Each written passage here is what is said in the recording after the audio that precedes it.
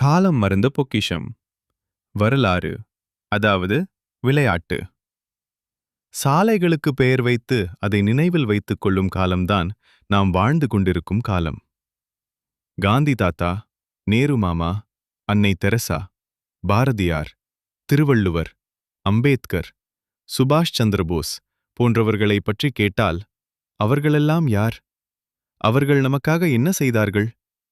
ஏன் நாம் அவர்களைப் பற்றி தெரிந்து கொள்ள வேண்டும் என்றவாறு கேள்விக் கணைகளை நம்மீதே தொடுப்பார்கள். விளையாட்டு.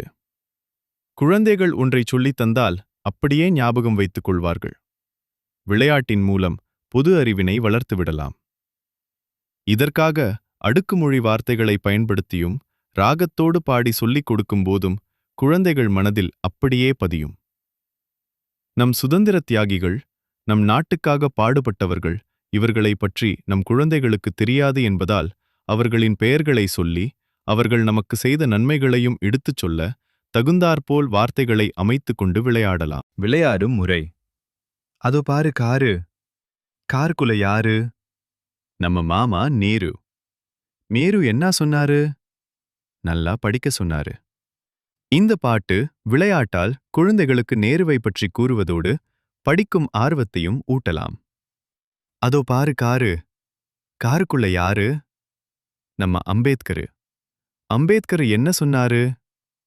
சட்டம் சொல்லித் தந்தாரு. இந்த பாட்டு விளையாட்டால் குழந்தைகளுக்கு அம்பேத்கர் பற்றியும் தெரியப்படுத்தலாம், சட்டம் பற்றியும். அதோ பாரு தாத்தா. தாத்தா என்றால் யாரு? தாத்தா என்றால் காந்தி தாத்தா.